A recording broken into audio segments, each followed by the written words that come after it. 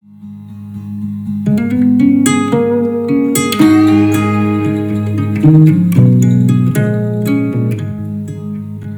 welcome to Western Oregon, and I'm sure you're looking at me right now saying, Layden, what harebrained adventure are you off on? Because whitetails don't exist in the Pacific Northwest, and I would tell you that actually, surprise, surprise, there is a subspecies that exists here in Oregon and Washington. Columbian whitetail, or the Columbian River whitetail, as you might hear some folks refer to them as, is a subspecies that over the last 4 decades has been on our endangered species list. Today, the Umpqua River Basin herd has over 5,000 members in just its herd. A hunting opportunity has been reestablished for this Umpqua River Basin herd. So part of our purpose this week is that we're going to be field testing some brand new products from Browning. We're obviously pretty well known at this point for being a rifle company. Many people know us for having the A-Bolt line, which we had for about 25 years. And then we introduced the X-Bolt line, and it's expanded into a very unique and broad and a great variety of different models in that X-Bolt line. I'll be shooting the updated X-Bolt speed rifle with a stock decorated in the newly introduced Ovix pattern and a barrel in action protected by the new smoked bronze Cerakote finish. It's truly a beautiful gun that is very capable of just about anything a whitetail hunter could need across all ranges of the whitetail. The second rifle is going to be a brand new Mountain Pro. This is a rifle that offers a lot of benefit, a lot of those traditional X-Bolt benefits with some true upgrade features to not only the mountain hunter, but the whitetail hunter. We call it a Mountain Pro, but really it's dedicated to anybody who needs a rifle, including whitetail guys. And then the last aspect is a brand new Browning big game apparel line. And this is a lineup that I'm so excited to put to use and really put to the test out here in the field this week. It's innovative. It's a product line that is made for the active hunter. It's made for all hunters, but really a brand new state-of-the-art line coming from the folks at Browning Apparel. So coming into morning one, I didn't have much sleep. Like any new adventure, it was hard for me to get to sleep the night before, and I was just really excited about this new unknown place. Jody was running a lot of Browning trail cameras, trying to gather as much intel as he could. He had been spending some evenings there scouting as well, but he hadn't had much time to scout in the mornings because Jody's a full-service guide, man. He's been out guiding a lot of fishing trips, running right up to this hunt. So our purpose going into this first morning of the hunt was to put feet on the ranch, try to take in as much of it as possible, try to cover as much of the ranch as possible, and really see what we could see. So we watched these Columbian does for a while, a good 4 or 5 minutes, just kind of taking them in. Jody's explaining to us, some features, the size of the Columbian whitetails, which you get an 80-inch buck, you're really above average or at the average line for the Columbian whitetail. As we start to roll away, something catches my eye. I tapped Jody on the shoulder and said, hold on a second. It's over average. And I could tell out of the gate this was a big, mature specimen of the species.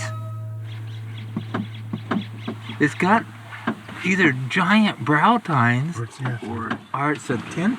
Dude, it looks good to me. Yeah. Yeah. Hop on it. You got your gun?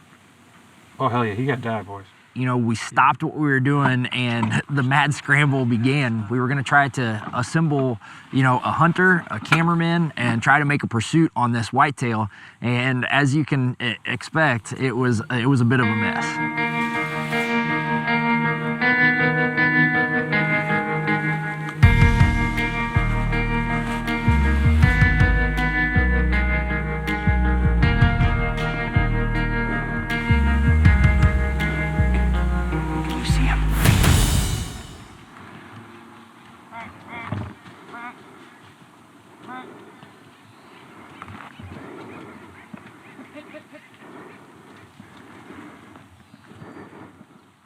Well, we had a close call, and it happened in a hurry. And this deer right here undoubtedly is an unbelievable specimen of the species. Not only is he mature, but what he has atop his head is you probably couldn't find a better example of a deer. And to be in his presence and to watch it slip away, even have him in the crosshairs and just not really connect with Nick, man, it hurt a little bit. Awesome encounter, all things considered.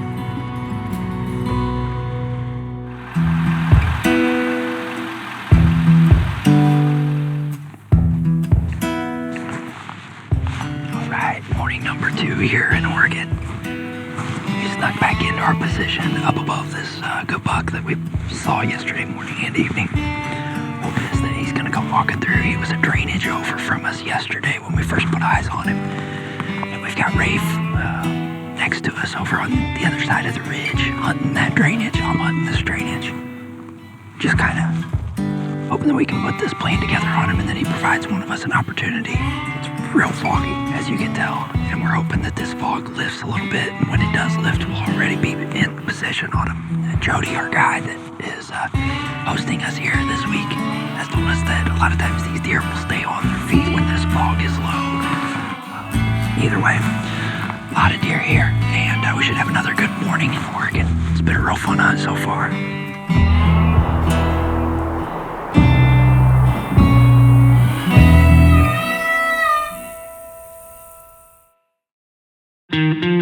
Well, this morning is quite different than the last 2 mornings.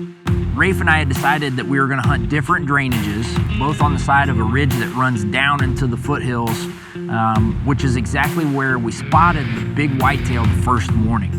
There was one little point where I could look up and I could actually see down into the drainage that Rafe would be overlooking, just because of how the terrain kind of laid right there. And I told Nick, I said, man, I feel like I probably ought to just check in case, that deer would happen to be right below us, just on this side of the ridge, or, even if that deer's down in Rafe's side, just check. And I'm glad I did.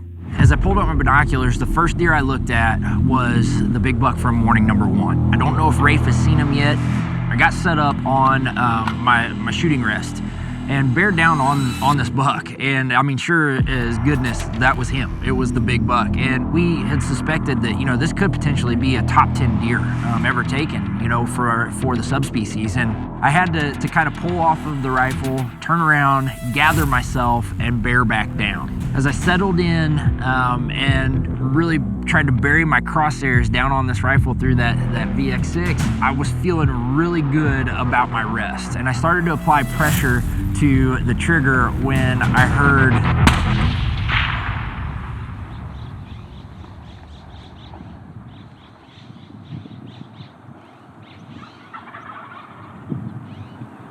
Get that?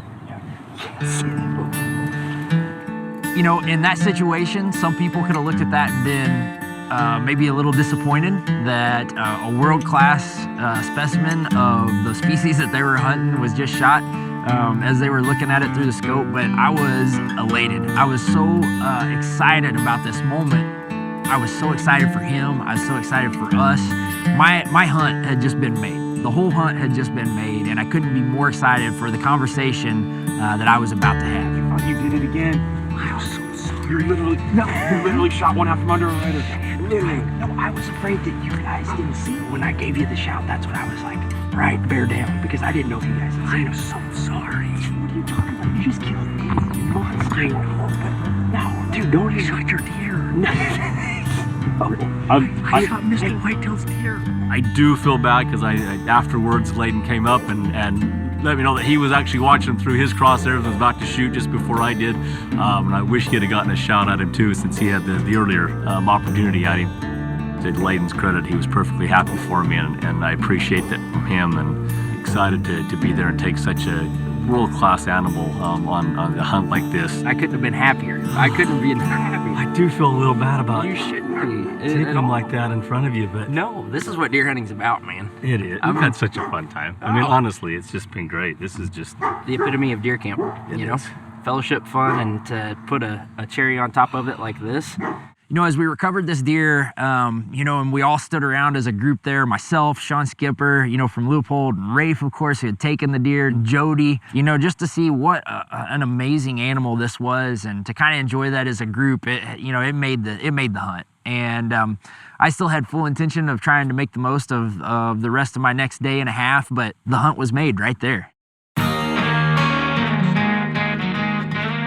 As we go into the final day of our hunt, you know, everybody's pretty excited, and you never know, you know, going into that last evening what you're going to get into. You're always hopeful, but, you know, more times than not, if you spend any time hunting, you realize that you're probably at that point not going to succeed because it's a game of statistics. But at the same time, like, you always have to be hopeful going into it. And we had seen a pretty good Columbian whitetail earlier in the week. As a matter of fact, we had an encounter with him, so we were going right back to where we'd seen him. We were going to try to harvest that deer.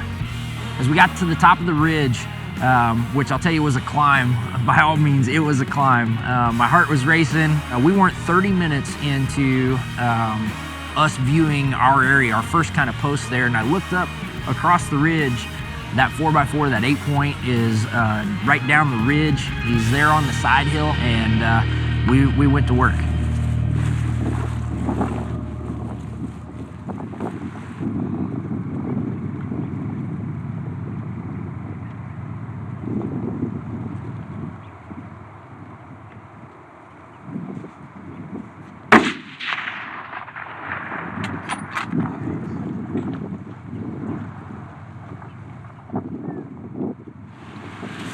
Last evening here in Oregon, and we just found our tag on Columbian whitetail.